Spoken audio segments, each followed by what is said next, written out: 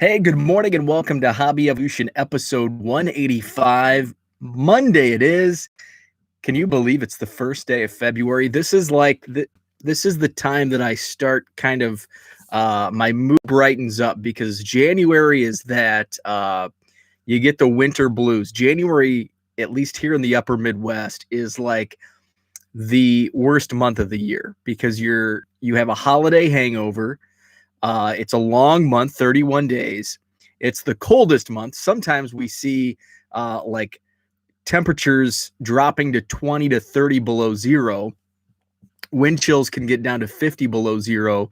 Fortunately, we didn't have any of those cold stretches. I don't think we had a below zero day in January. So knock on wood that stays and we have a mild winter. We don't see any ugly February weather.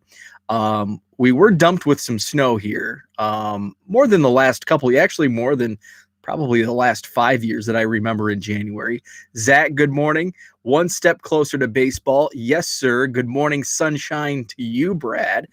So we're out of the January doldrums. February is a short month. Spring training should be starting. So it's all up from, I can already notice the days getting longer. Sun's out around 5. Matt, good morning. So things to look forward to. One thing I get to look forward to, we had about 7 inches dumped on us of snow. Herman, good morning. So I went out. It was a heavy snow, wet, heavy. I went out after the show yesterday, did the snow blower, and if baseball doesn't screw things up. Good morning, Dak T-Mac fan. So I looked out my window last night as I was getting ready for bed, and the snow plow had come through and done the streets. And Ken, good morning. I have a giant wall of snow from the street plow at my driveway. So I get to go back and do round 2, which is even worse because I have a small gas snow blower. I have a 1-stage, not a 2-stage. So I'll take a picture. It's just, I just looked at it and it was one of those, like, you just drop your head. It's just one of those. It's going to be a bear. What I'm going to have to do is I'm going to have to shovel the top and then, try to get through some of the snow blower. It's ugly. The one bright spot though, I actually came home Cubs convention about 3 or 4 years ago. My wife was in Florida and I came home on a Sunday night. So like 3 days of just Cubs, drinking, eating garbage pizza. And at 6-7 p.m. on a Sunday night, I've got to work the next day. I pull up and there's like a 6-foot wall of snow blocking my driveway. So I had to park on the street. I had to trudge up my driveway, open the garage door, get the snowblower out. The absolute last thing I wanted to do coming from a long weekend at Cubs convention. So good morning, Dan. So I just wanted, if you're a wrestling fan, you're going to like my talk today. If you don't follow wrestling, you might not. It's a Royal Rumble review. So Royal Rumble was last night. It's even when I don't watch wrestling, which I haven't been following WWE like at all. So I went into last night's show like not really knowing what was gonna happen. I watched a little bit of SmackDown on Friday. So that kind of clued me in on the women's Royal Rumble. So I'll get to that. So I just kind of wanted to review. I've got the card in front of me. So Royal Rumble is something that like in the week ahead of the actual pay-per-view, I like watch old ones. So yesterday afternoon, I was doing some packaging and I had the 1996 full on. I've been watching like when I'm in here, I've got WWE's been putting on some old ones on YouTube. So I've been watching those. It's my favorite wrestling pay-per-view event of the year. And now they have a women's Royal Rumble, so it's like 2 for 1. So it kicked off. They had the pre-show with Charlotte Flair and Asuka against Nia Jax and Shayna Baszler. I had like really no interest in this, but I do like the angle. So Charlotte Flair's dad, Ric Flair, the Nature Boy, is back, but he's now a bad guy against Charlotte. So he's now like managing Lacey Evans. So there was a little spot with those two. So that was kind of interesting. So Nia Jax and Shayna Baszler beat Flair and Asuka, and they won the women's tag team championship. So that was in the pre-show. Then the actual pay-per-view opens up with Drew McIntyre versus Goldberg. Yes, the same Goldberg that was in WCW in the 90s. And I hate Goldberg. Like I hate Goldberg. His matches stink. And basically this match went exactly like I thought it would go. Finishing move, kick out. Finisher, kick out. Finisher, kick out. Finisher, kick out. For 3 minutes, boom. So what happened was that's exactly how it went down. Drew McIntyre, he was the champion. He won, retained the title. They hugged afterwards. It was sweet. Then we had the SmackDown Women's Championship, Sasha Banks versus Carmella. I had like no interest in this. Carmella has like this manager, Reggie. I think that's kind of cool. I love the like 80s and 90s storylines in wrestling, like the cartoonish stuff. So it seems like we're starting to kind of go back into that.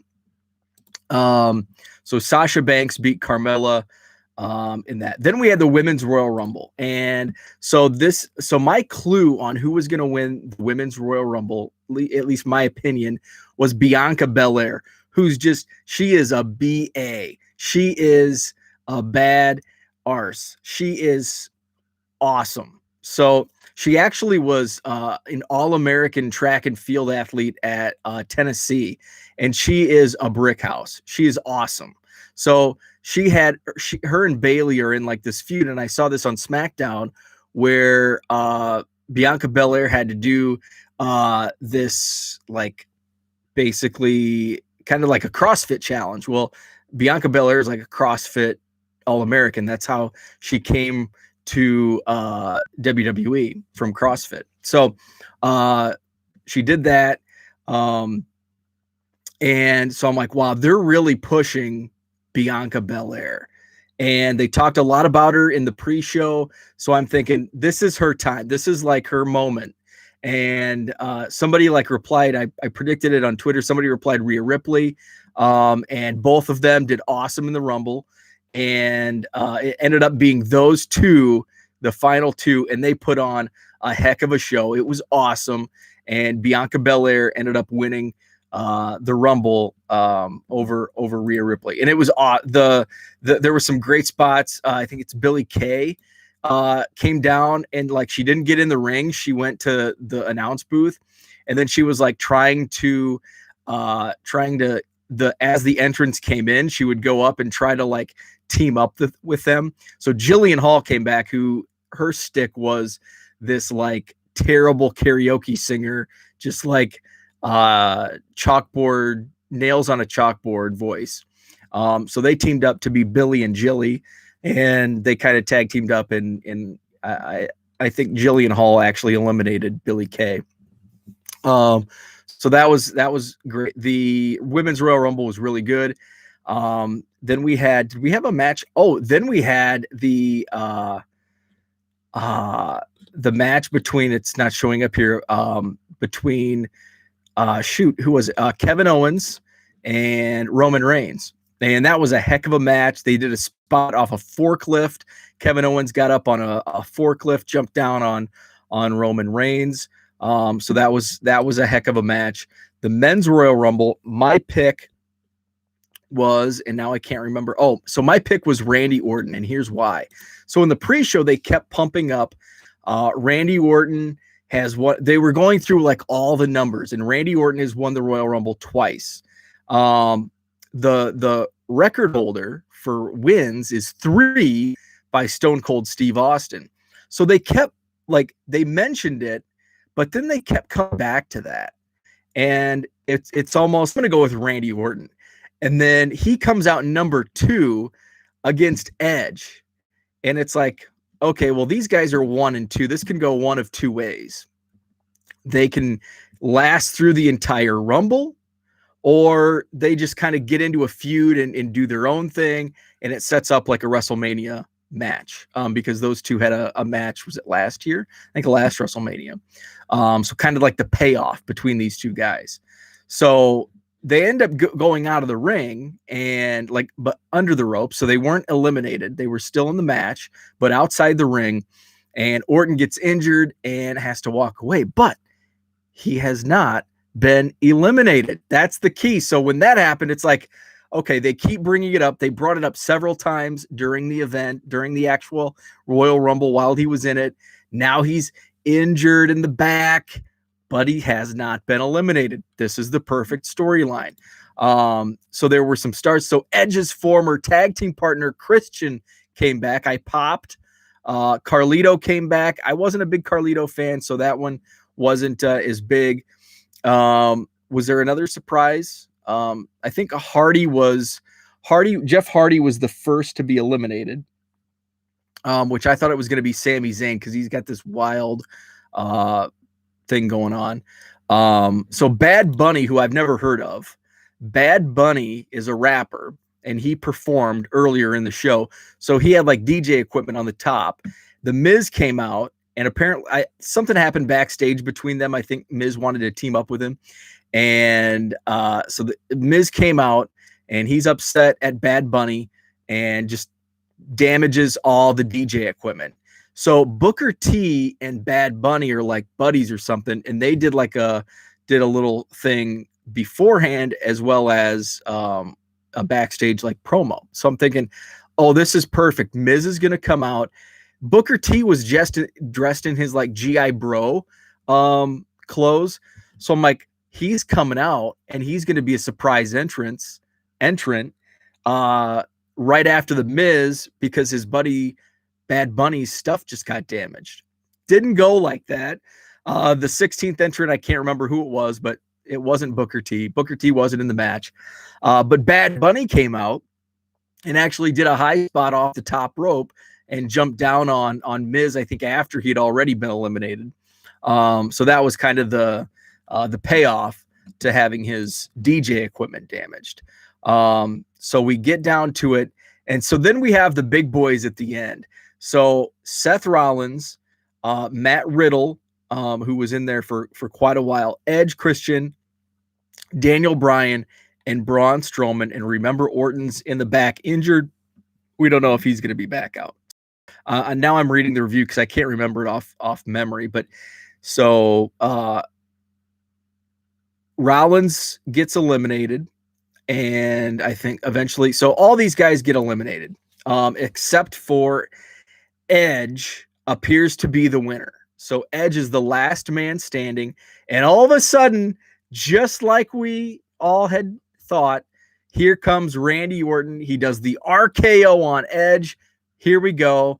Randy Orton is going to win a third Royal Rumble. But wait, Edge comes out of it and throws Orton over the top rope, and Edge is the Royal Rumble winner. He's going to WrestleMania. And Christian made his return. What if Edge and Christian team up? And, Edge doesn't want to do a singles match, and he wants to team up with Christian, and they do like a tag team run at WrestleMania. That would be awesome. I would rather see Edge and Christian team up at WrestleMania than see Edge and Orton or Edge and somebody at WrestleMania. So it was a lot of fun. I enjoyed it. I think I paid more attention to the actual show last night than normal because I watched it upstairs. My wife comes back tonight. So usually I have to watch wrestling down in the basement. And I'm like sorting cards and doing all that stuff. So I'm not really paying attention, but I was upstairs on the couch and, I didn't have all these distractions. So I paid more attention to it, and it was fun. So Zach says, I must say, having no interest in wrestling, you did make listening to this interesting. Well, thank you. Christian is ridiculous. Yeah, I agree. He is totally underrated. And I feel like Christian, I don't know I'll have to look up their ages, but it seems like Christian is younger and like in much better shape than Edge. Like you can tell Edge is past his prime. Although he lasted an hour in the match, I think it was a little shorter, I think, than normal. I think it was under an hour total from one to the final bell. But he was number one and lasted. So I mean that takes a lot of stamina. So but as far as looks go, he's a couple years younger, I believe, but not much. But Christian looks in great shape. So I'd love to see him. I don't know if he had injuries that prevented him from wrestling the last couple of years, or if he's been somewhere else. I don't know. Has he been in Impact or some TNA or somewhere? I feel like he has been wrestling more than Edge, but just in some indie promotions. So Rumble was awesome. So that's my review. I give it an A.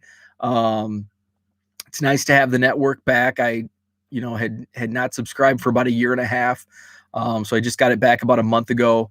So it was a lot of fun watching the Rumble last night. So not active the last couple of years. Okay. I think he was in like TNA, and this could have been 10 years ago. I can't I haven't followed like the other promotions. So like the information that I get is typically from podcasts. Thought Edge retired because of concussions. Yeah, and I think that's why. But he was cleared last year. He wrestled at WrestleMania last year. He was TNA champ. Okay, so that's probably what I'm thinking. Yeah, I think he suffered concussions and has been cleared, or was cleared a year ago. Oh, it was his neck. Okay. It was his neck. That makes more sense because I don't know how you can be cleared after multiple concussions. So yeah, awesome. So that's all I had to talk about today. Yesterday, all I did in the hobby was package up and ship. I had a bunch of auctions end last night, so more to ship out today. And I've got a lot to. I've got to clean up the house. My wife flies in. I think her plane lands at 7 tonight. So need to get the house in order. I've got like 5 or 6. I showed off the packages. I have like 5 packages that I have not opened up. I was thinking maybe Tuesday, but I had a ton of stuff sell yesterday, so I'm way behind on shipping. So I got to get those done, and hopefully at some point this week I can get my mail days opened. Gave up wrestling after the One Mania. Was like 7-8 hours like 3 years ago. Yeah, that's the pay-per-views and even like, so the Royal Rumble. What I did like about last night's Rumble was it ended at like the normal, like the times that, if you grew up watching wrestling, the pay-per-views ended at like 9:45, 9:50 Central Time every time. And then I don't know when it changed, but then they started going and some got ridiculously long. And I agree. That's why I don't watch Raw on Monday nights. It's 3 hours long. I don't have the patience to sit through that. But a Sunday night, I have a little bit more, I'm more apt to watch a longer show on a Sunday night. But what I liked about last night, it ended at like 9:50. Like the Rumble ended. It was the last event on the card, which I like. I think it is the Royal Rumble. That should be the final event of the night, whether there's a championship match or not. And I know a lot of times that's not been the case, but last night it was. And it ended at like 9:50. It started at 5. So the pre-show starts at 5. And they do like a lot of talk for half an hour, 40 minutes. I think they had one match on the pre-show, which I like. Like WrestleMania, they'll have like 4. They'll start the pre-show at like 3, kind of like the Super Bowl. And then they have like 4 matches. And then the show starts at 6 and you're already worn out. You've watched 3 hours already. But they did one match in the pre-show that was the Women's Tag Team Championship. And then the show kicked off at 6. I thought the card, how it was played out like match wise. I thought it was perfect. Pre-show starts at 5. You talk for a half an hour, 40 minutes. You've got a pre-show match. You go into the start at 6 p.m. Central with the first match. Kicked off great, championship match. And then you go men's match, women's match, men's match, women's match. You had a match. You had a really good match between the Rumbles.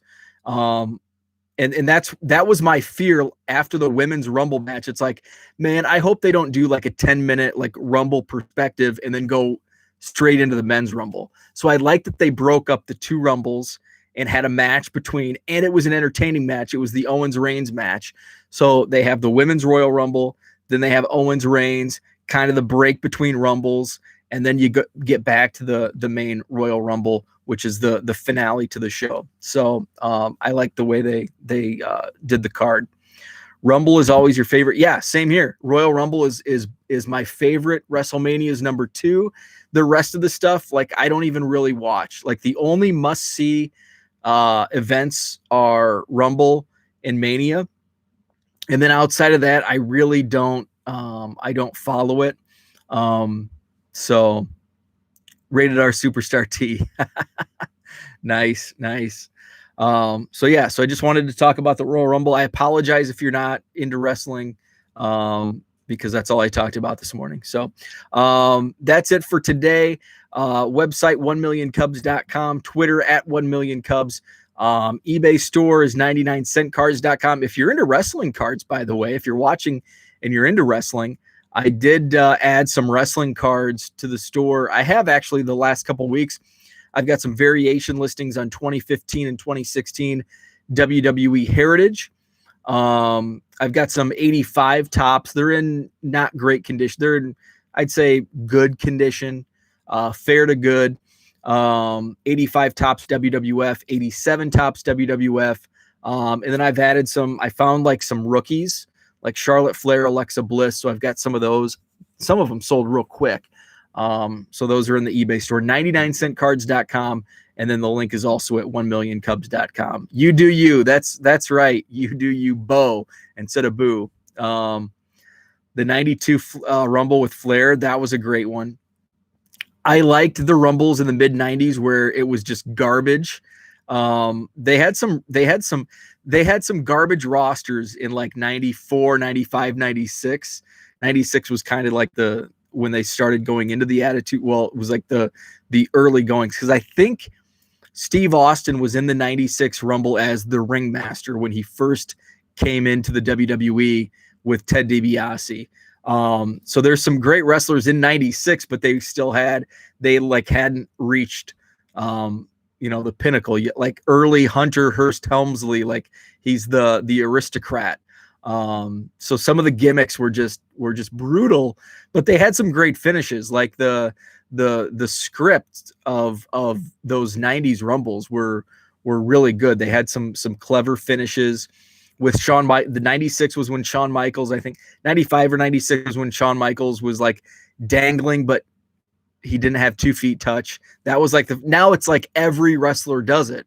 It was like a rare spot in 96. Of course, that's 25 years ago. Now it's like you see that 15 times. Like every other wrestler does that spot where they dangle. They even had 2 guys doing it in the match last night. So, I guess early, and you're going to have that, like, how creative, like, you have to get creative. And now we've had 35 Royal Rumbles, I think. So you have to get creative. Mil Mascaras, no yob. Mil Mascaras, no yob. I remember The Rock debuted at the Rumble 96 or 97. Yeah, I think Rock would have been 97. Because I think he debuted like in late 90s. I've been watching some USWA wrestling on YouTube, Memphis Wrestling. And that's where The Rock like made his pro debut. USWA at the time was kind of a developmental territory for they had a relationship. Jerry Lawler was big down there.